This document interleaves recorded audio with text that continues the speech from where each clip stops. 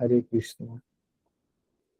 हमारे बीच his grace Mohan रूपा प्रभु जी आ चुके हैं। हरे कृष्ण। जानवर प्रभु जी आप। प्रभु जी ज्वाइन कर लिए ना? जी जी जी जी। ओके, हरे कृष्णा। तो सभी भक्तों का हार्दिक स्वागत है आज के इस विशेष कार्यक्रम में, जो कि संबंधित है मायापुर श्री नवद्वीप मंडल परिक्रमा से संबंधित। तो हम लोग 14 तारीख को मायापुर जा रहे हैं, पानीहाटी, और फिर नवद्वीप मंडल परिक्रमा करेंगे। तो ये विशेष प्रेरणा देने के लिए हिज ग्रेस मोहन प्रभु जी आज आए हैं, और प्रभु जी 2 सेशंस लेंगे ऑनलाइन पहले, ताकि मायापुर यात्रा से पहले ही हम लोग मूड को प्रिपेयर करें। जैसे कि कोई भी कार्यक्रम होता है तो आदिवास होता है, तो एक प्रकार की आदिवास कार्यक्रम है।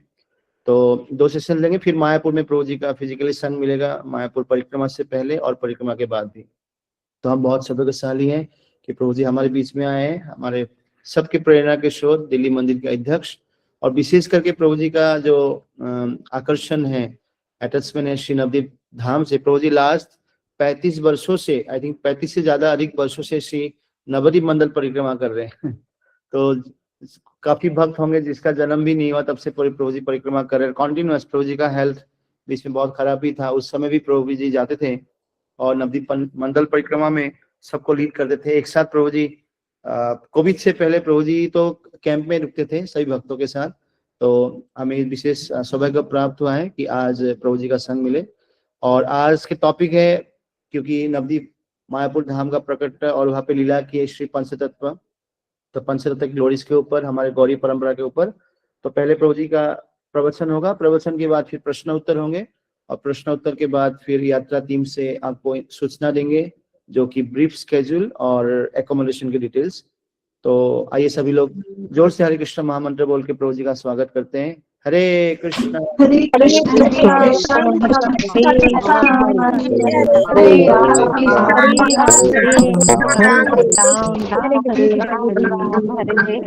हरे कृष्ण प्रभु जी। हरे कृष्ण। यस प्रभु। प्रभु जी आपका वीडियो ऑन नहीं है अभी। वीडियो ऑन नहीं है। यस प्रभु जी। यस प्रभु जी।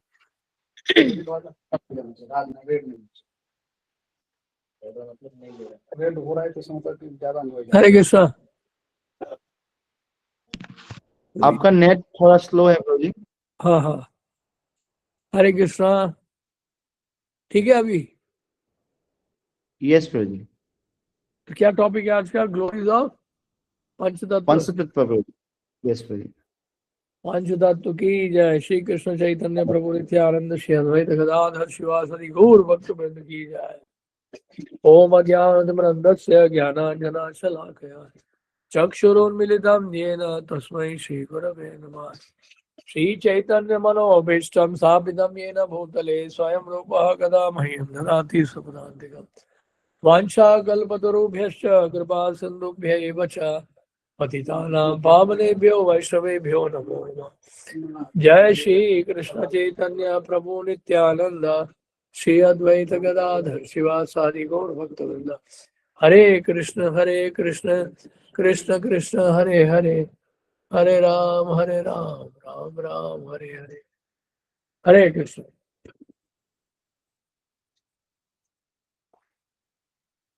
जय जय श्री चैतन्य जय नित्यानंद जय अद्वैत चंद्र जय गौर भक्त वृंदा।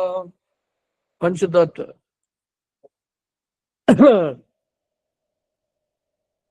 श्रील प्रभुपाद से एक बार पूछा था कि प्रभुपाद की सच है कि पंचतत्व मंत्र ज्यादा पावरफुल है महामंत्र से? तो श्रील प्रभुपाद ने कहा हाँ।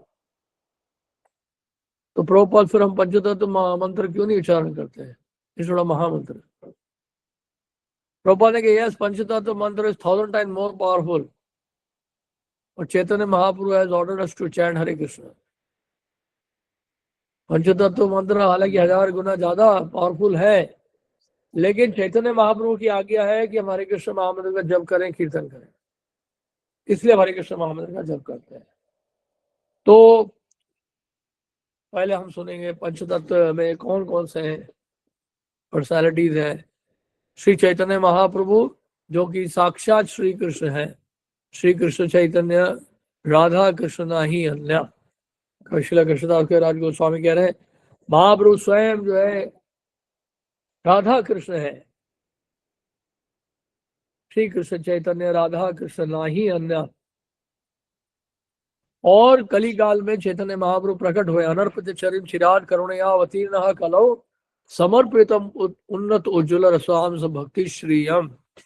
तो चैतन्य महाप्रभु आए हैं कलयुग में, जो पहले कभी किसी अवतार ने नहीं दिया वो देने के लिए आए हैं, उन्नत उज्ज्वल रसांश भक्ति श्रेय।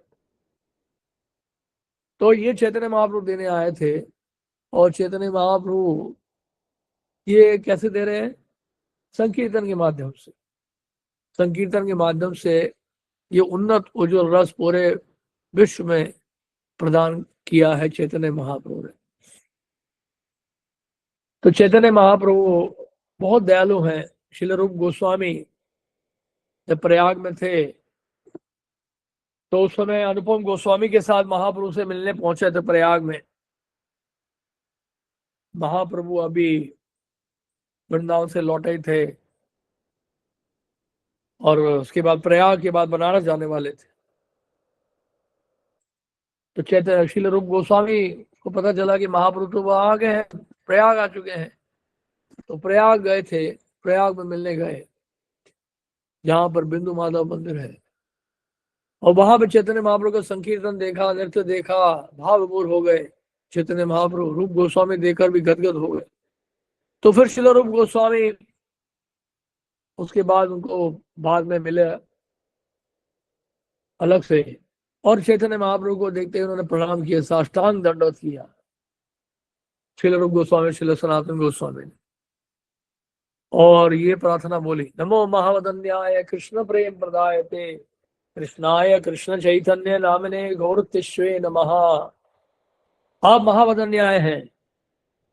महावदन्याय का मतलब आपने बड़े बड़े दान किए हैं। चैतन्य महाप्रभु ने कहा मैं तो भिक्षुक हूं, मैं कैसे दान कर सकता हूं?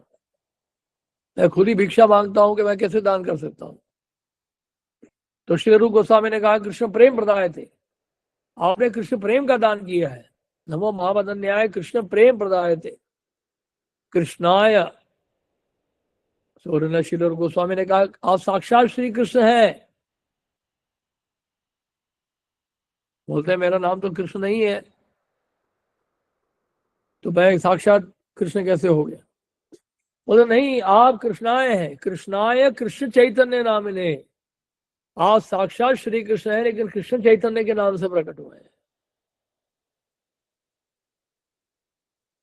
और लेकिन महाप्रभु ने कहा कि मैं तो श्याम वर्ण का नहीं हूं, मैं तो मेरी कांति तो गौर कांति है, गौर वर्ण का हूं मैं, तो कैसे कह दिया कि मैं साक्षात श्री कृष्ण हूं?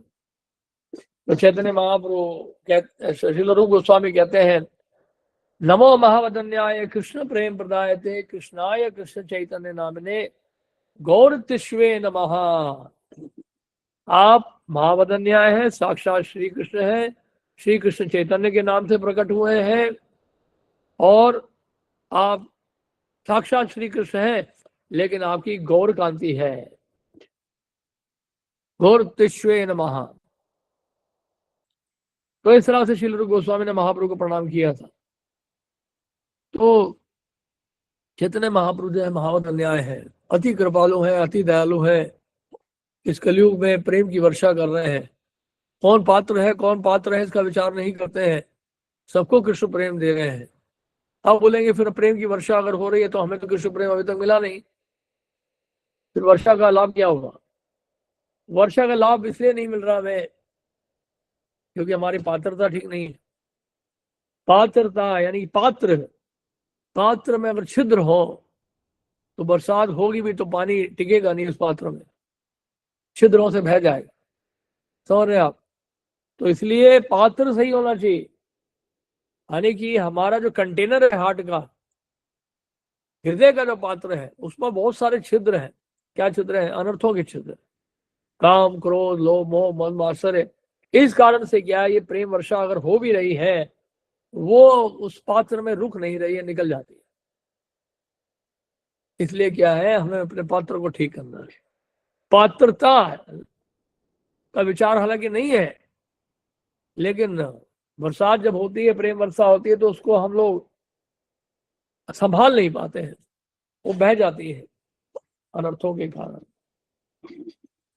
तो इस प्रकार बात को समझना है हमें। चैतन्य महाप्रभु बहुत कृपालु है, बहुत दयालु है, और लेकिन चैतन्य महाप्रभु साथ में बहुत सख्त भी है। चैतन्य महाप्रभु ने आदर्श भी स्थापित किया, अपने आचरण के द्वारा सिखाया सबको। हालांकि महाप्रभु बदन्याय है, अति कृपालु, अद्भुत दयालु है, लेकिन साथ में चाहते हैं कि उनके महाप्रभु जो उनके अनुयायी हैं वो सर्वोच्च आदर्श का पालन करें, अपने आचरण में, अपने व्यवहार में कोई कमी ना लाए। इसलिए महाप्रभु ने अपने प्रत्यक्ष जो पार्षद हैं उनके श्री गोस्वामी वृंदावन के, उनके माध्यम से चैतन्य महाप्रभु ने एक बहुत बड़ा आदर्श स्थापित किया। तो चैतन्य महाप्रभु और उनके परिकर, उनकी लीलाएं, उनका धाम, इनमें कोई भेद नहीं है। जैसे नवदीप धाम है, नवदीप धाम मायापुर में जाएंगे शायद आप इस बार। ये नवदीप धाम क्या है? ये नवदीप धाम महाप्रभु का ही स्वरूप है। ये चैतन्य महाप्रभु ही धाम है और धाम ही चैतन्य महाप्रभु है। आप समझ रहे हैं? तो कैसे समझे इसको? जैसे हम ब्रजमंडल में जाते हैं, 12 वनों में, ब्रजमंडल पास नहीं है, तो 12 वनों में भ्रमण करते हैं, वो साक्षात भगवान श्री कृष्ण ही है। ये जो 12 वन है नवदीप मंडल में भी पाए जाते हैं, अलग अलग द्वीपों में अलग अलग वन है, जिसका वर्णन श्रील भक्ति ठाकुर ने नवदीप धाम महात्म्य में किया है, श्री नवदीप धाम महात्म्य में किया है। तो वहां तो 1 महीना लग जाता है, ब्रज में परिक्रमा करने में 1 महीना लगता है, लेकिन नवदीप धाम परिक्रमा में 1 हफ्ते में ही कर लेते हैं। 1 हफ्ते में 9 द्वीपों में जो 12 वन है उसका भ्रमण हम लोग कर लेते हैं केवल 7 दिनों में। आप समझ रहे हैं? और ये सबसे बड़ी दया है। ये भी एक दया है कि जो 1 महीना चल नहीं सकते हैं वो 7 दिन में चलकर उतना ही लाभ उनको मिलेगा। दूसरी बात यह है कि जैसे हमने बताया कि अंतः कृष्ण बाहिर गौर, यानी कि चैतन्य महाप्रभु बाहर से गौर वर्ण के हैं और भीतर से कौन है? श्री कृष्ण ही है, श्याम वर्ण के। यानी कि तो नवदीप मंडल बिल्कुल वैसे ही है, समझ रहे हैं आप? तो नवदीप मंडल के भीतर ब्रजमंडल है और ब्रजमंडल का मतलब साक्षात श्री कृष्ण है। नवदीप मंडल जो है 9 द्वीपों का है, जो साक्षात गौरव महाप्रभु ही है। तो चैतन्य महाप्रभु बाहर से गौर कांति के हैं, गौर वर्ण के हैं, भीतर से श्री कृष्ण है। तो इस तरह से हम समझ सकते हैं कि जिस तरह से नवदीप मंडल के भीतर ब्रजमंडल है, उसी तरह से चैतन्य महाप्रभु के अंतःकरण में श्री कृष्ण है, बाहर से वो क्या है? गौर है, गौर वर्ण के हैं। तो इस तरह से हम देख सकते हैं चैतन्य महाप्रभु की बड़ी कृपा है, बड़ी दया है उनकी। चैतन्य महाप्रभु ने हमें शिक्षाष्टकम दिया है 8 श्लोकों में, और इसमें संपूर्ण वैदिक शास्त्रों का सार दे दिया है केवल 8 श्लोकों में। बहुत ही महत्वपूर्ण शिक्षा है। महाप्रभु ने केवल 8 ही शिक्षा है अपने हाथों से लिखी है, केवल 8। तो ये 8 श्लोक जो है बड़े महत्वपूर्ण है। इस तरह से हम चैतन्य महाप्रभु को समझ रहे हैं। चैतन्य महाप्रभु साक्षात श्री कृष्ण है। भगवान श्री कृष्ण राधारानी के भाव को समझने के लिए, राधारानी के महाभाव को समझने के लिए चैतन्य महाप्रभु ने श्रीमती राधारानी के महाभाव का आश्रय लिया, उनकी कांति को स्वीकार किया, उनके महाभाव का आश्रय लिया और गौरव महाप्रभु के स्वरूप में प्रकट हुए हैं। यार ये अलग ही चर्चा है, इतना लंबा करेंगे तो इसी में समय बीत जाएगा। फिर है हमारे नित्यानंद प्रभु। नित्यानंद प्रभु बलराम जी के अवतार नहीं है, बलराम जी है स्वयं। कई बार अवतार बोलते हैं, अवतार नहीं है, बलराम जी स्वयं है। जिस तरह से चैतन्य महाप्रभु स्वयं कृष्ण है, उसी तरह से बलराम जी, नित्यानंद प्रभु स्वयं बलराम। बलराम जी प्रकट हुए एक चक्रधाम में, 12 वर्षों तक एक चक्रधाम में रहे। 20 वर्षों तक पूरे भारत की यात्रा की, तीर्थ यात्रा की, और 32 वर्ष की आयु में ब्रजमंडल से नवद्वीप मंडल पधारे। और प्रथम मिलन उनका हुआ था महाप्रभु से नंदन आचार्य के घर पे, जब वो नवद्वीप आए थे। और इस तरह से अनेक लीलाएं की हैं चैतन्य महाप्रभु के साथ। एक ही चक्र धाम में जो बाल लीलाएं हैं उसका बहुत विस्तार से वर्णन किया श्रील वृंदावन दास ठाकुर ने। तो चैतन्य भागवत में आप पढ़ सकते हैं, आदि खंड में नित्यानंद प्रभु की जहां महिमा बताई गई है उसमें के अनेक बाल लीलाओं का वर्णन किया गया है। तो नित्यानंद प्रभु और अधिक दयालु है। हम देखते हैं जगाई मधाई के प्रसंग में चैतन्य महाप्रभु नहीं, नित्यानंद प्रभु और हरिदास ठाकुर रोज जाते थे प्रचार के लिए। और एक नवद्वीप में एक बहुत दो ऐसे पाप करने वाले दुरात्मा थे, जगाई और मधाई।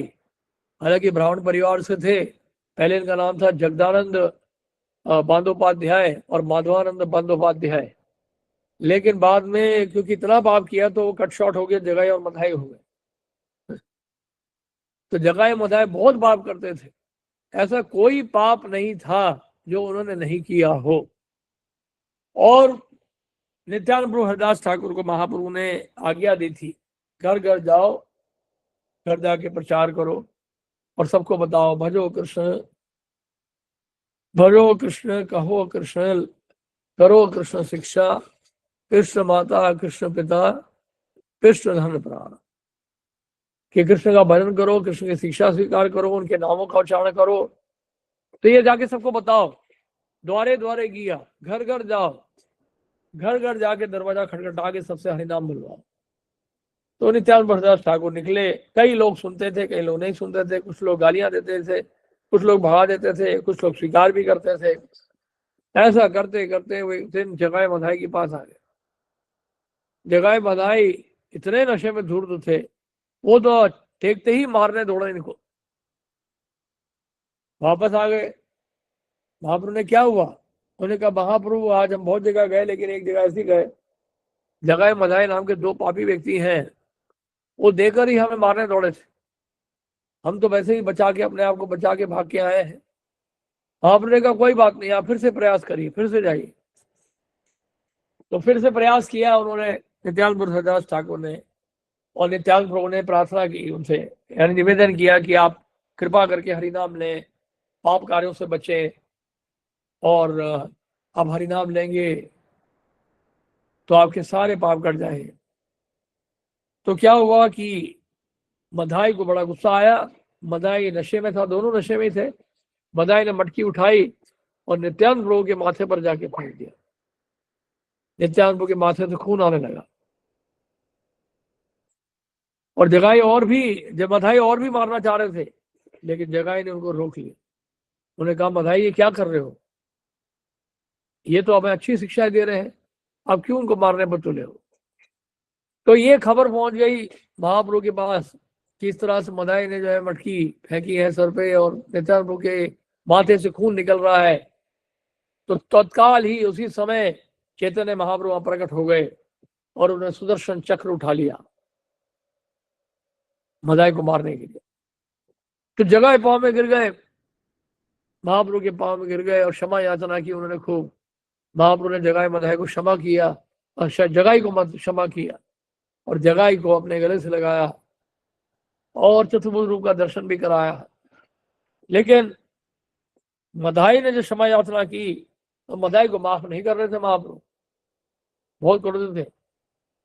लेकिन क्योंकि मधाई ने मटकी से मारा था, महाप्रभु ने कहा कि आपने नित्यानंद प्रभु को चोट पहुंचाई है, मैं आपको नहीं माफ करूंगा।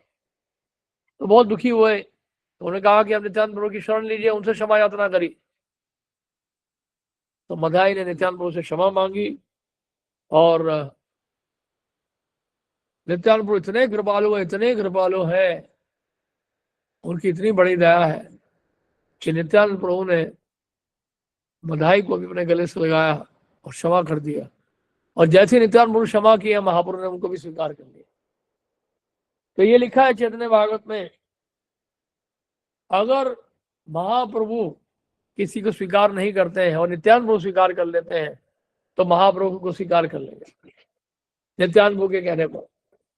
और अगर नित्यानंद प्रभु ने मना कर दिया, नहीं स्वीकार किया, तो महाप्रभु कभी स्वीकार नहीं करेंगे। ये बात यानी कि ये भक्तवृंद ठाकुर ने नवदीप धाम में महात्म्य में चैप्टर 4 में टेक्स्ट जो 34 है उसमें सुनिए क्या कह रहे हैं। चैप्टर 4 टेक्स्ट 34 में कह रहे हैं, तुम्हार करुणा बिना गौर नहीं पाए, शत जन्म भजे यदि गौरांग आए। क्या मतलब इसका? आपकी कृपा के बिना सैकड़ों जन्मों तक अपने हृदय में श्री गौरांग महाप्रभु का भजन करने पर भी, श्री जी गोस्वामी नित्यानंद प्रभु को कह रहे हैं, आपकी कृपा के बिना सैकड़ों जन्मों तक अपने हृदय में श्री गौरांग महाप्रभु के भजन करने पर भी कोई श्री गौरांग महाप्रभु को प्राप्त नहीं कर सकता। यानी कि नित्यानंद प्रभु की कृपा ना हो तो अगर कोई गौरांग महाप्रभु का भजन कर लेता है सैकड़ों जन्मों के लिए भी, तब भी महाप्रभु की कृपा नहीं मिलेगी अगर नित्यानंद प्रभु की कृपा नहीं होगी तो इसलिए नित्यानंद प्रभु बहुत दयालु है, बहुत कृपालु है। और नित्यानंद प्रभु को प्रसन्न करना है तो सबसे आसान तरीका है अपने गुरु को प्रसन्न करना। गुरुदेव जो है नित्यानंद प्रभु के प्रतिनिधि है। अगर गुरु हमसे प्रसन्न हो गए तो नित्यानंद प्रभु भी प्रसन्न हो जाएंगे, और नित्यानंद प्रभु अगर प्रसन्न हो गए तो महाप्रभु की कृपा निश्चित है। सरल सी बात है। अब है अद्वैत आचार्य। अद्वैत आचार्य महाविष्णु के अवतार हैं। अद्वैत आचार्य जो है उन्होंने भक्ति का प्रचार किया और अपने आचरण के द्वारा और प्रचार के द्वारा उन्होंने भागवत धर्म की स्थापना की। महाप्रभु के आने से पहले भी अद्वैत आचार्य प्रचार कर रहे थे, लेकिन उन्होंने देखा कि कोई भी भक्ति करने के लिए तैयार नहीं हो रहा है। अद्वैत आचार्य जो है बहुत दुखी हुए और शांतिपुर में गंगा जी के तट पर बैठकर शालिग्राम शिला की सेवा पूजा करते और भगवत आह्वान करते कि हे कृष्ण, हे गोविंद, अगर आप प्रकट नहीं होंगे तो उनका कल्याण कैसे होगा। यहाँ नवद्वीप में जितने नवद्वीप वासी हैं वो चंडी काली की पूजा में लगे हैं, उपासना में लगे हैं, सब जो है भ्रमित हो रहे हैं। कोई कृष्ण भक्ति स्वीकार नहीं करना चाह रहा है, सही विषय जीवन बिताना चाह रहे हैं। तो हे कृष्ण, अगर आप नहीं प्रकट होंगे तो मुझे फिर सुदर्शन चक्र उठाना पड़ेगा। अद्वैत आचार्य ने इस तरह से कहा। तो इस तरह से अद्वैत आचार्य की पुकार से, उनके हुंकार से, अद्वैत आचार्य की पुकार से चैतन्य महाप्रभु आने के लिए तैयार हो गए और जगन्नाथ मिश्र और माता सची के घर में, माता सची के गर्भ से चैतन्य महाप्रभु प्रकट हुए।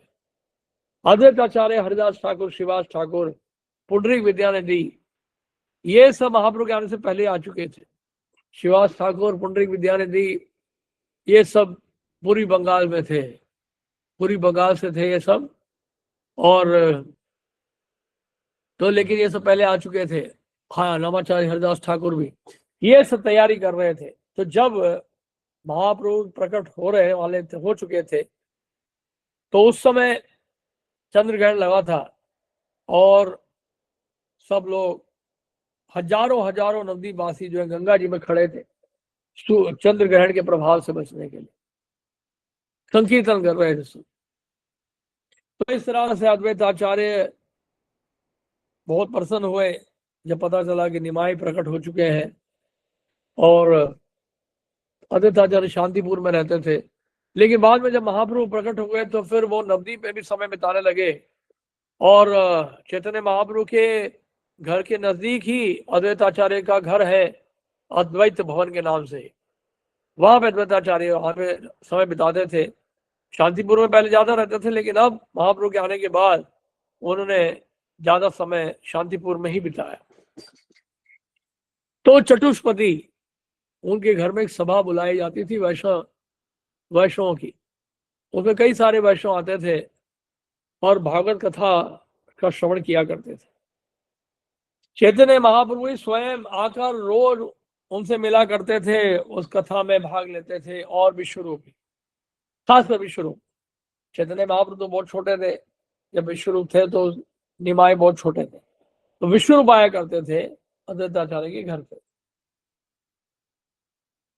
तो क्या हुआ, एक दिन पता चला विश्वरूप को कि जगन्नाथ मनुष्य सची माता वो तैयारी कर रहे हैं विश्वरूप की विवाह की।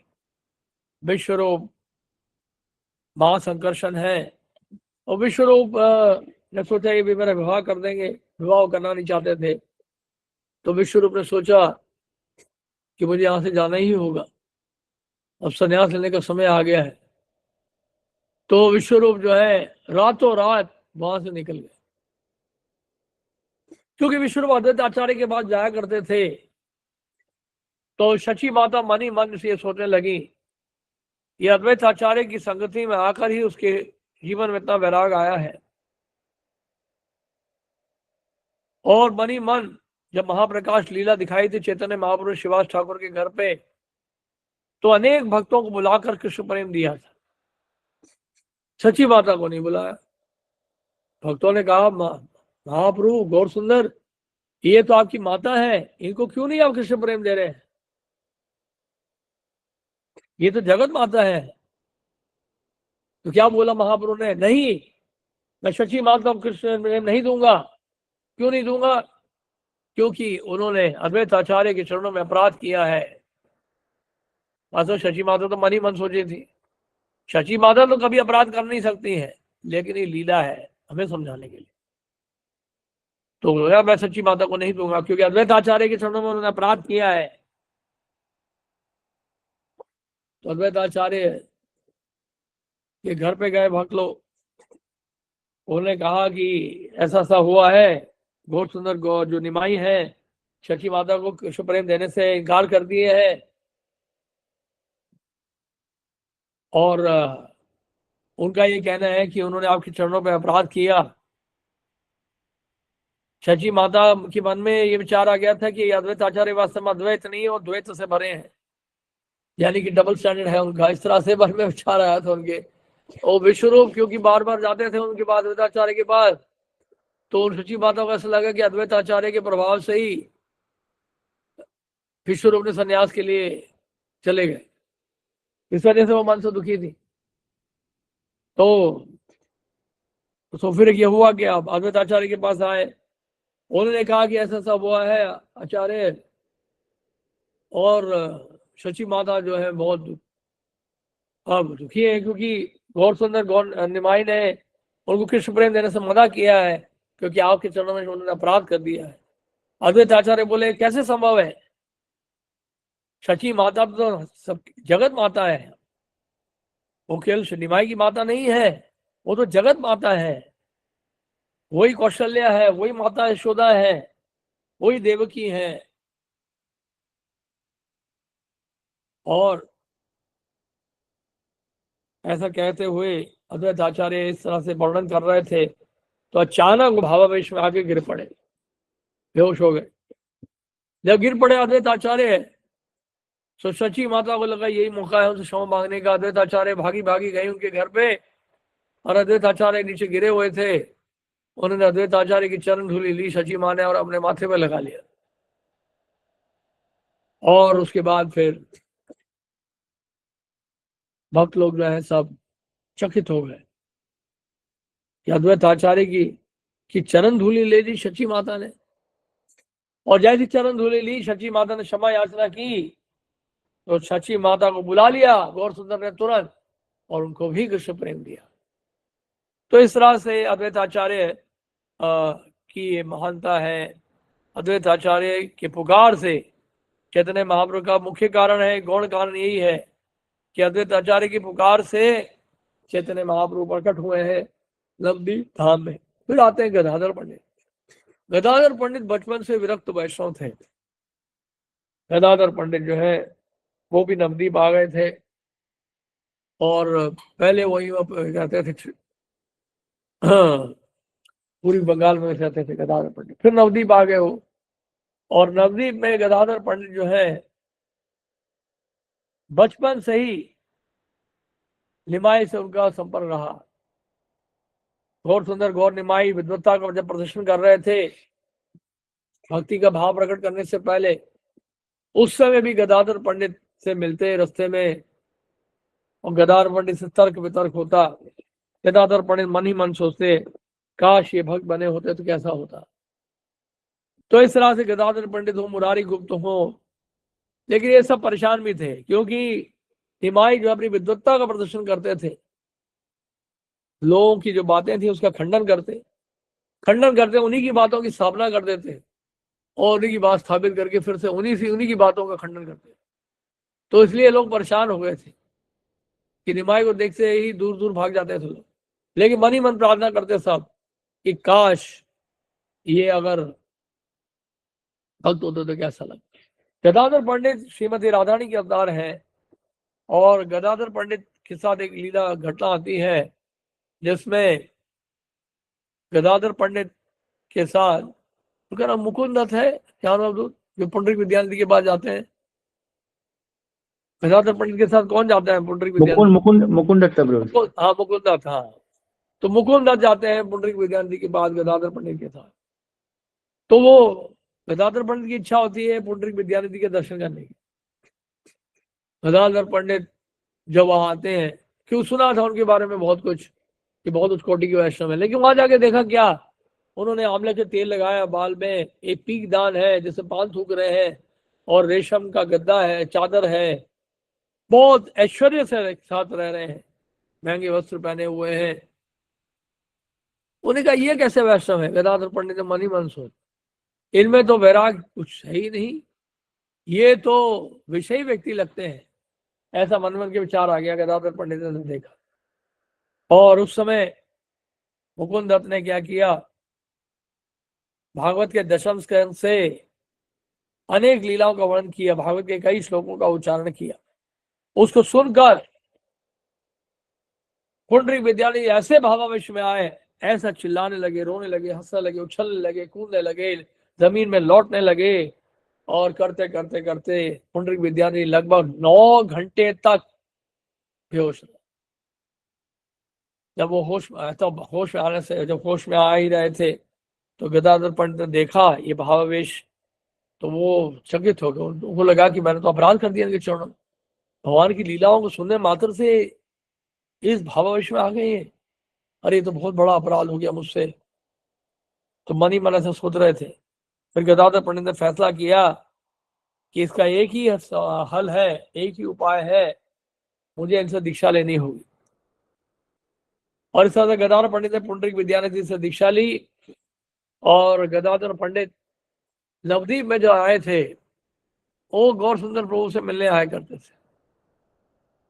और शची माता ने देखा कि गौर सुंदर गौर हरि जो है विग्रह की सेवा करते करते क्या है, क्योंकि गौर सुंदर गौर हरि जो है वो गया से वापस आ गए थे और अपने विग्रह की जब सेवा करते इतने आंसू बहाते कि उनके कपड़े ही गीले हो जाते, वो कपड़े बदलने जाते, फिर सेवा करते, फिर भीग जाते।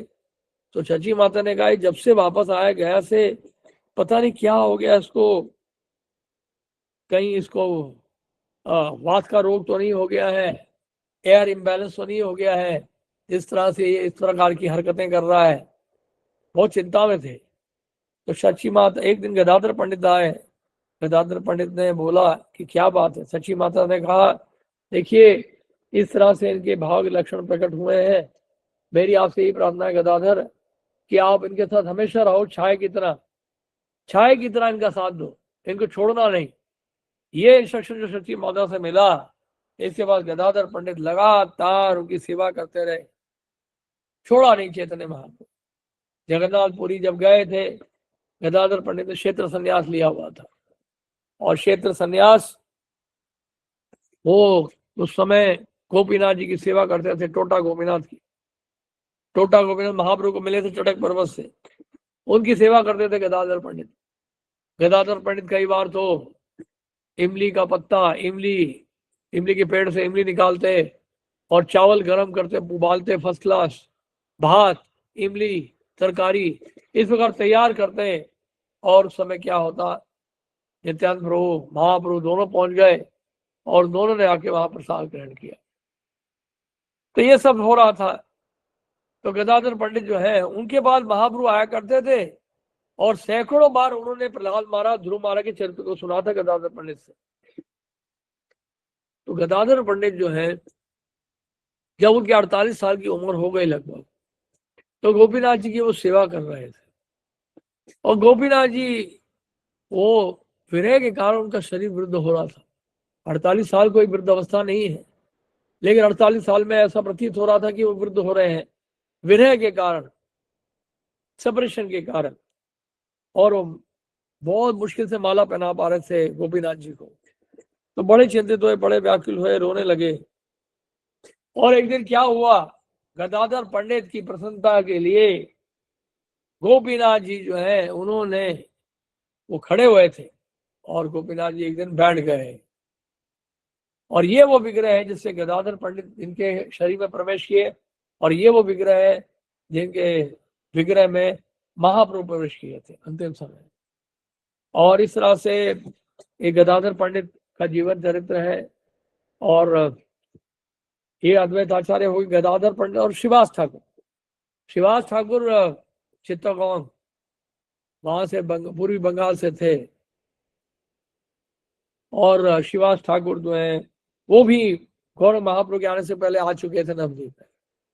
शिवास ठाकुर के घर में, उनके आंगन में अनेक लीलाएं हुई थी, अनेक, एक दो नहीं, बहुत सारी लीलाएं। शिवास ठाकुर के घर पे महाप्रकाश लीला की चैतन्य महाप्रभु ने, शिवास ठाकुर के घर में एक समय मालिनी देवी ने शिवास ठाकुर को कहा, एक कौवा आया था, वो घी का कटोरा ले गया उठा के। तो मालिनी देवी ने शिवास ठाकुर को कहा, नहीं, नित्यानंद प्रभु को कहा, नित्यानंद प्रभु भी उनकी घर ठहरे थे। उन्होंने कहा, नित्यानंद प्रभु एक समस्या आ गई। बोले क्या बात है बताइए। क्योंकि वो मालिनी देवी को माता के रूप में देखते थे, शिवास ठाकुर की पत्नी को। तो उन्होंने कहा कि एक कौवा आया और घी का कटोरा ले गया उठा के। घी का कटोरा ले गया, बस इतनी सी बात है। तो नित्यानंद प्रभु ने कहा करके आवाज लगाई, और कुछ ही समय में वो कौवे घी का कटोरा वापस ले आया। तो उन्होंने कहा, मालिनी देवी ने कहा, इसमें कोई आश्चर्य की बात नहीं है। जो व्यक्ति अपने मरे गुरु के मरे हुए पुत्रों को यमराज जी से लेकर आ सकता है, और जिसने अपने फलों में पूरे ब्रह्मांड को धारण किया हुआ है, जिसने इंद्रजीत का वध किया रामलीला में, जिन्होंने इंद्रजीत का वध किया, माता सीता की सेवा की, उनके लिए क्या मुश्किल है ये कौवे से वापस घी का कटोरा लाना। तो इस प्रकार नित्यानंद प्रभु बहुत सारी लीलाएं, सॉरी, शिवास ठाकुर के घर में बहुत सारी लीलाएं हुई। एक बार एक ब्रह्मचारी आया शिवास ठाकुर के घर पे। ब्रह्मचारी महाप्रभु के नृत्य कीर्तन को देखना चाह रहा था, उसको प्रवेश नहीं मिल रहा था। एक वहां पे शिवास ठाकुर वहां पे थे। शिवास ठाकुर से कहा कि शिवास, हे वैष्णव ठाकुर, मुझे एक बार तो दर्शन करने दीजिए, महाप्रभु का मैं नृत्य देखना चाहता हूँ। तो उन्होंने कहा, ठीक है, छुप के देख लो, भीतर नहीं आना। लेकिन तो छुप के देखने लगे। महाप्रभु ने कहा, शिवास क्या बात है, आज मुझे आनंद नहीं आ रहा कीर्तन में, नृत्य में, क्या कारण है इसका? कोई बाहर का व्यक्ति तो नहीं आ गया है घर में? तो ने शिवास ठाकुर डर गए कि मैं क्या बोलूं। शिवास ठाकुर ने कहा कि महाप्रभु, मैं आपसे छुपाना नहीं चाहता हूं, एक ब्रह्मचारी आया है और वो बहुत तपस्या करता है, वैराग का जीवन बिता रहा है और केवल दूध पीकर जीवन निर्वाह करता है, बहुत तपस्या करता है। तो महाप्रभु ने कहा, केवल दूध पीकर जीवन निर्वाह करता है, दूध पी के जीवन निर्वाह करता है, केवल दूध पीने से कृष्ण प्रेम प्राप्त नहीं होगा। कृष्ण प्रेम, अगर कोई केवल दूध ही पी रहा है तो उसे कृष्ण प्रेम प्राप्त नहीं होने वाला। अगर ऐसा होता तो सब दूध ही पी रहे होते। कृष्ण प्रेम प्राप्त होता है शरणागति से। कोई अगर शरणागत है तो उसको कृष्ण प्रेम मिलता है, ऐसा महाप्रभु ने कहा। तो ये क्यों आया है ये ब्रह्मचारी, इसको तुरंत बोले यहां से जाए। वो ब्रह्मचारी जब निकलने लगा तो बहुत रोया।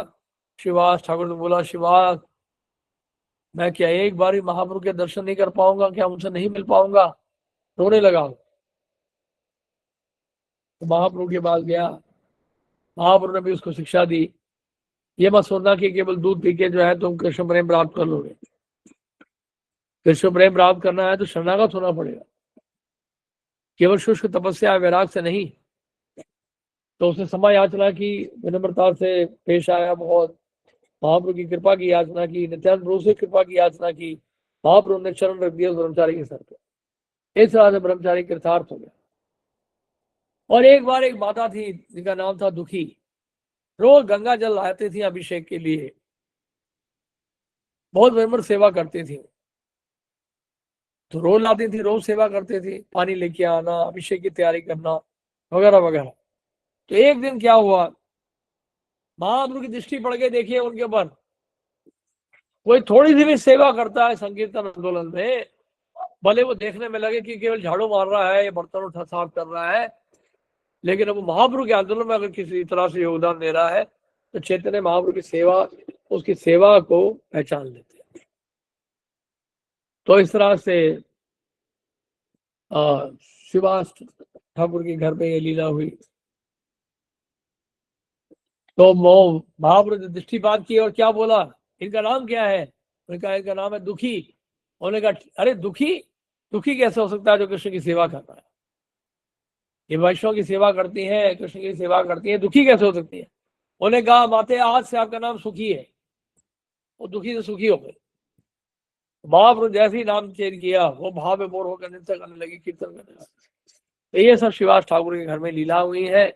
श्रीवास ठाकुर का एक ही लड़का था, जब वो मृत्यु के नजदीक पहुंच गया था, मृत्यु होने वाली थी, तो उस समय भी घर में नृत्य संकीर्तन चल रहा था, कीर्तन चल रहा था। वो मृत्यु हो गई, उसके दूसरे कमरे में था। और महाप्रभु ने कहा क्या बात है श्रीवास, आज मुझे आनंद नहीं आ रहा है, घर में सब कुछ ठीक तो है? श्रीवास ठाकुर ने कुछ बोला नहीं। श्रीवास ठाकुर ने कहा कि महाप्रभु गौर सुंदर, सब कुछ ठीक है आपकी दया से।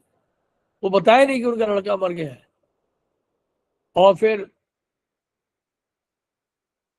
महाप्रभु क्योंकि पूछ रहे थे, महाप्रभु को लगा कुछ है जरूर गड़बड़, बता नहीं रहे। तो फिर और भक्तों ने बता दिया महाप्रभु। महाप्रभु सूर्यास्त से पहले इनके बेटे की मृत्यु हो गई, महाप्रभु ने प्राण त्याग दिए हैं। आपने कहा क्या श्रीवास, तुमने मुझे बताया क्यों नहीं?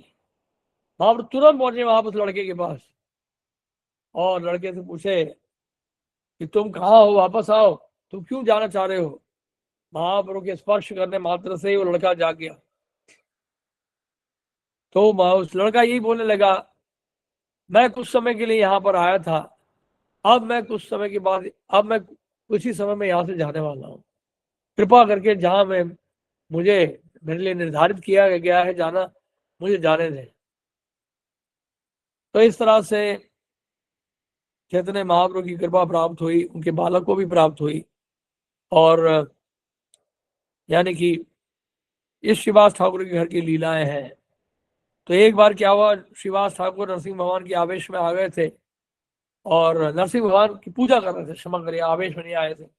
और उस समय नरसिंह भगवान ने उनको दर्शन भी दिए थे।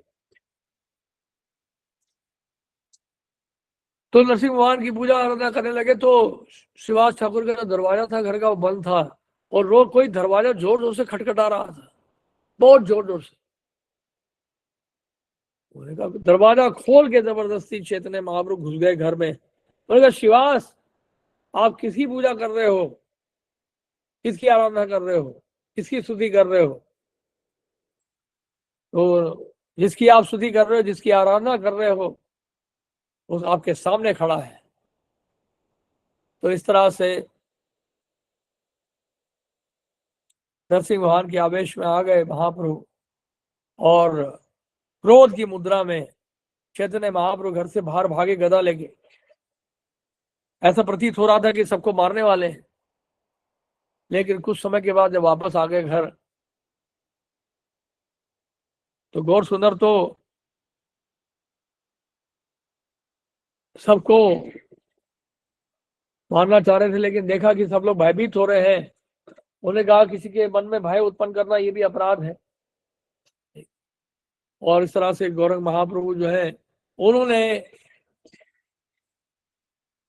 नरसिंह भगवान का रूप का दर्शन दिया शंख चक्र गदा के साथ, और वीर नरसिंह का यानी कि योग मुद्रा में नरसिंह का भगवान का दर्शन दिया श्रीवास ठाकुर को, उनके परिवार को। और यानी कि श्रीवास ठाकुर ने कहा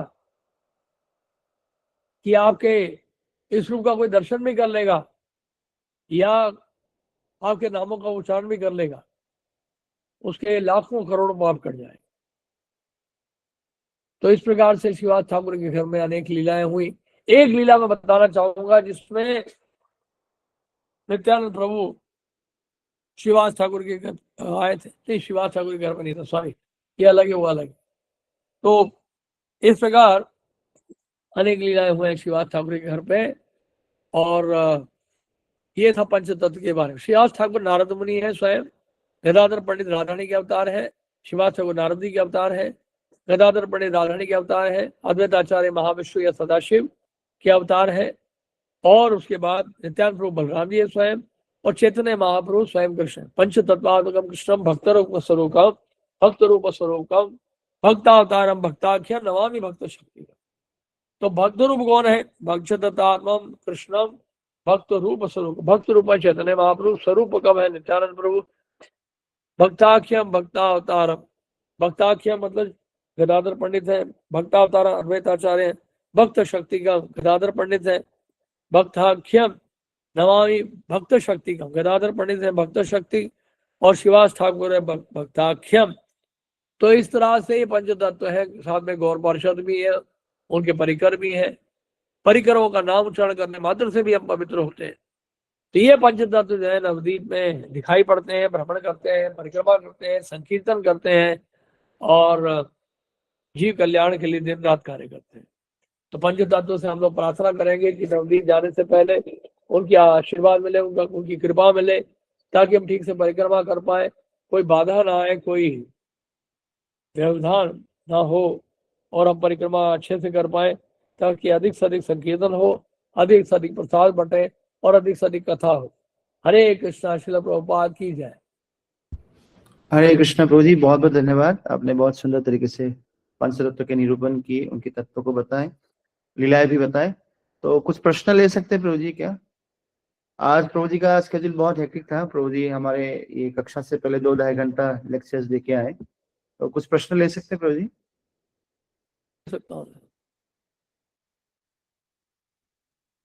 ओके, कोई भक्तों का प्रश्न है आप पूछ सकते हैं वीडियो ऑन करके प्रभु जी को। Any question? वीडियो ऑन करके आप पूछिए। वो जी एक प्रश्न मेरा ये है कि जैसे भक्त लोग काफी बार ऐसे भी कहते हैं कि हमने एक बार परिक्रमा लगा लिया, एक बार नवदीप धाम गए, अब बार बार क्यों जाना? तो आप पिछले 35 वर्षों से आप जा रहे हैं मायापुर धाम और नवदीप मंदिर परिक्रमा। 35 तो नहीं, 93 से जा रहे हैं। 33 वर्ष, ठीक है, 33 वर्ष से प्रभु जी।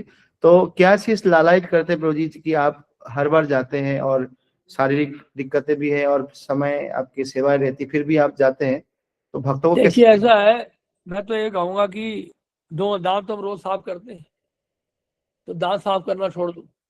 रोज 2 टाइम प्रसाद पाते हैं, प्रसाद पाना छोड़ दो। रोज कपड़े पहनते हैं, रोज सोते हैं, रोज जागते हैं, तो वही काम तो कर ही रहे हैं बचपन से हम। और सबसे बड़ी बात है, बचपन से सांस ही ले रहे हैं हम, रोज सांस ले रहे हैं, तो सांस लेना छोड़ दें। तो ये तो कोई बात नहीं हुई। नवदीप धाम हरे कृष्ण महामंत्र तो बार बार जप करते हैं, वही जप, वही मंत्र है। नवदीप धाम महापुरुष से अभिन्न है।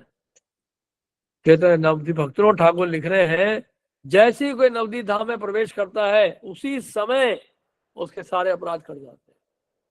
नवदीप धाम की परिक्रमा कोई करता है, एक एक कदम में सैकड़ों अश्वमेध यज्ञ का लाभ मिलता है। नवदीप धाम की आप महिमा पढ़ेंगे नवदीप धाम में तो हैरान हो जाएंगे। एग्जैजरेशन नहीं है ये। कलयुग में भक्तों ठाकुर कह रहे हैं और तीर्थ और जो धाम है वो धीरे धीरे लुप्त हो जाएंगे कलयुग के प्रभाव से, लेकिन कलयुग में रहते हुए भी नवदीप धाम दिन प्रतिदिन जो है वो प्रकट होता जाएगा और प्रकट होता जाएगा और प्रकट होता जाएगा। और हमें दिखाई पड़ रहा है नवदीप धाम और ज्यादा विस्तृत हो रहा है, लीला शैलियां सारी प्रकट हो रही है। तो नवदीप धाम कली काल के लिए विशेष धाम है और ये धाम बहुत ही मर्सीफुल है। ब्रज जाते हैं, ब्रजमंडल जाते हैं, वो भी बहुत अच्छा है, लेकिन वहाँ अपराध की संख्या बढ़ जाती है और अपराध गिना जाता है, काउंट किया जाता है। लेकिन नवदीप में गौरंग महाप्रभु नित्यानंद इतने मर्सीफुल है, अगर अनजाने में कोई अपराध हो जाता है तो उसको क्षमा कर देते हैं। हाँ, लेकिन ये नहीं कि जानबूझ के जाके अपराध करें वहाँ या वैसा अपराध करें, वो नहीं। लेकिन अनजाने में हो जाता है कोई तो उसको महाप्रभु क्षमा कर देते हैं, और वहाँ पे जितने अपराध किए हमने अभी तक वो सारे अपराध भी क्षमा होते हैं। तो इसलिए नवदीप धाम जो है जाने का सबसे बड़ा उद्देश्य ये है कि हमें पता है नवदीप धाम ये शॉर्टकट है आध्यात्मिक जगत में जाने का। समझ रहे आप, जहाँ 1 महीना ब्रजमंडल में बिताते हैं, हम यहाँ केवल 7 दिन बिताते हैं, तो ये शॉर्टकट है। और 7 दिनों में अगर आपको इतना लाभ मिल जाए तो सोच के देखिए हम और कहाँ जाना चाहें। जैसे कि जब कैंप लगता है परिक्रमा के दौरान, भक्त लोग वहीं पर रहते हैं कैंप में, और वहाँ पे पानी की टंकियाँ होती हैं। भक्त लोग सुबह सुबह 2:30-3 बजे उठ के नहा लेते हैं। कई लोग तो 2 बजे उठ जाते हैं, ऐसे भी कई भक्त हैं, हमने देखा रशियन डिवोटीज मंगल आरती से पहले ही 16 माला कर लेते हैं। तो वो सब उठते हैं, जल्दी जल्दी उठते हैं, स्नान करने जाते हैं। टंकी जो है उसमें पानी भरा होता है और मोटर चलाते हैं। मोटर चलाते ही पानी भर और तेजी से भरना शुरू हो जाता है टैंक में। और कई बार क्या होता है, पानी का फ्लो इतना ज्यादा तेज होता है, क्योंकि देखिए नवदीप में पानी की कोई कमी नहीं है ना। यहाँ तो 200-250 फुट के नीचे भी पानी बड़ा मुश्किल से मिलता है। अब दिल्ली में ऐसा हो गया है, लेकिन मायापुर में तो हर 10 फुट में नीचे पानी है, हर 10 फुट में पानी पानी हर जगह। तो पानी तेजी से भरता है टैंक में, और क्या होता है, भरते भरते टैंक से बाहर ओवरफ्लो करने लगता है, पानी बाहर आने लगता है। देखा होगा, जो गए उनको अनुभव होगा।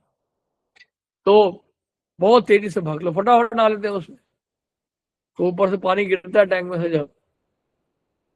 तो मैं क्या क्यों एग्जाम्पल दे रहा हूँ, बोतल के अंदर शहद है और उसका पाइप, उसका ढक्कन बंद है, लेकिन ढक्कन बंद होने पर भी जो बोतल के अंदर शहद है वो ढक्कन से निकल के बाहर आ रहा है, बाहर लीक आउट हो रहा है। बोतल के बाहर भी शहद टपक रहा है, टपक के गिर रहा है। तो कहने का तात्पर्य है कि जो शहद है बोतल के अंदर, वो तो हो गया माधुर्य, ब्रज का माधुरी, और जो शहद के बाहर टपक रहा है उसको कहते हैं औदार्य। औदार्य और माधुर्य, औदार्य का मतलब ये है कि अब शहद टपकने लगा है बाहर, जाने या जाने में, या जाने या ना चाहने पर भी शहद अब क्या है, ओवरफ्लो कर रहा है। और ये जो टैंक का पानी जिस तरह से ओवरफ्लो करता है, उसी तरह से महाप्रभु का जो प्रेम रस है वो ओवरफ्लो कर रहा है। और जो भाग्यशाली हैं वो उस प्रेम रस का आस्वादन कर लेंगे। समझ रहे आप इस बात को? तो इस तरह से नवदीप जाने का हमें मन करता है बार बार। और नवदीप धाम ऐसा, नवदीप मंडल परिक्रमा है, 1 या 2 बार जाने से नवदीप धाम क्या इतना महत्व पता नहीं चलता है। लेकिन रेगुलरली जाएंगे, अगर रिपीटेडली जाएंगे, जाते रहेंगे जब तक ये शरीर साथ दे रहा है, करते जाओ परिक्रमा, करते जाओ। भक्त विनोद ठाकुर ने भी लिखा है, बाय सर्कमएम्बुलेटिंग नवदीप मंडल परिक्रमा whole world can be liberated. भक्त विनोद ठाकुर ने लिखा नवदीप धाम में। अगर कोई परिक्रमा कर लेगा नवदीप धाम की, तो क्या लाभ होगा उसका, कि पूरे जगत का उद्धार हो जाएगा परिक्रमा के कारण, नवदीप मंडल के कारण। नवदीप मंडल को पावरफुल, नवदीप मंडल जो है वो वृंदावन से अभिन्न है, 16 क्रोश का है। गौड़ मंडल जो है वो 84 क्रोश का है। तो इस तरह से ये नवदीप धाम जो है बहुत मर्सीफुल है, और इसका पूरा लाभ हमें उठाना है। और कोई प्रश्न, एक प्रश्न और पूछ लीजिए, फिर let us wind up. Thank you प्रभु जी। सो नेक्स्ट वीक मंगलवार को प्रभु जी का फिर से सेशन होगा नवदीप धाम के ग्लोरीज के ऊपर, और नवदीप में कौन सा आइलैंड क्या है और उसके सिग्निफिकेंस क्या है। तो कोई प्रश्न है किसी का, काइंडली अपना एक प्रश्न और लेंगे, final question, any burning questions जो धाम से रिलेटेड हो। ओके, तो प्रभु जी एक प्रश्न मैं ही पूछ लेता हूँ कि हम लोग जैसे जाते हैं नवदीप में, तो कुछ लोग कम दिन के लिए जा रहे हैं क्योंकि ऑफिस है, जल्दी वापस आएंगे, और कुछ लोग परिक्रमा करेंगे। तो बेस्ट हम यूटिलिटी कैसे कर सकते समय का, कि वहां पे ज्यादा से ज्यादा हम महाप्रभु कृपा को, मायापुर का लाभ मिल सकता है अधिक से अधिक अगर आप संकीर्तन करें। कितने महाप्रभु बहुत खुश होते हैं संकीर्तन से। प्रभुपाद जी ने कहा, गौर निताय का विग्रह अगर घर में है, अगर आपके पैसा नहीं है अच्छे भोजन भोग लगाने का, या फिर आपके पास पैसा ही नहीं है वस्त्र खरीदने के लिए, गौरता है जिस हाल में है उस हाल में संतुष्ट रहेंगे। अगर अभी चीज कर लो, गौरता है कि सामने बैठकर या खड़े होकर संकीर्तन करो, कीर्तन करो। प्रभुपाद ने अगर कीर्तन करेंगे गौरता के सामने तो गौरता है उस कीर्तन से संतुष्ट हो जाते हैं और कुछ नहीं आपसे एक्सपेक्ट करते। तो इसका मतलब ये नहीं हम कीर्तन करें और बाकी कुछ ना करें, लेकिन कह रहे हैं कि कीर्तन ही अगर कर देते हैं तो गौरता है प्रसन्न हो जाते हैं। तो मायापुर नवद्वीप में जाते हैं, अधिक से अधिक संकीर्तन में भाग लेना चाहिए तो लाभ मिलेगा। इतने सारे भक्त जाते हैं, सब भक्त लोग मिलके हरिनाम करते हुए जाएं, नंदन आचार्य के घर में जहाँ भी जाना है सब संकीर्तन करते हुए जाएं, अच्छा लगेगा। Yes, Prabhuji. So thank you very much, Prabhuji, for your kind association. और हरे कृष्ण। हम धन्यवाद देंगे प्रभु जी को, जोर से हरे कृष्ण महामंत्र बोल के। प्रभु जी का स्केड्यूल बहुत होता है, जैसे हमने कहा मैं अभी प्रवचन से पहले 2-2.5 घंटा प्रवचन देखा है, और तो हम लोग फिर से अगले मंगलवार को प्रभु जी का संग प्राप्त होंगे, जहाँ नवदीप धाम के बारे में जानेंगे। हम ग्रुप में गूगल फॉर्म भी भेजेंगे कि मायापुर जाने के बाद बहुत शेड्यूल हेक्टिक हो जाते थे, जो भी प्रश्न है तो प्रभु जी प्रश्न भी लेंगे आपके। हम धन्यवाद देंगे प्रभु कृष्ण महामंत्र बोल के। प्रभुपाद की जय। कृष्ण कृष्ण हरे कृष्णा हरे कृष्णा हरे कृष्णा हरे राम हरे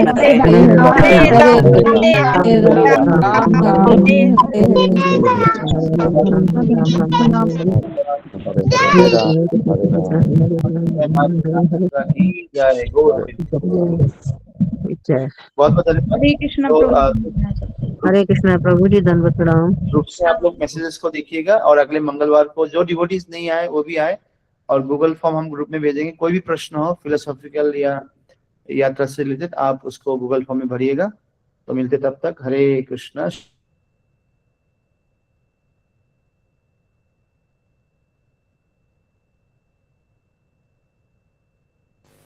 हरे कृष्णा। तो आज का सेशन हम लोग इधर ही विराम देते हैं।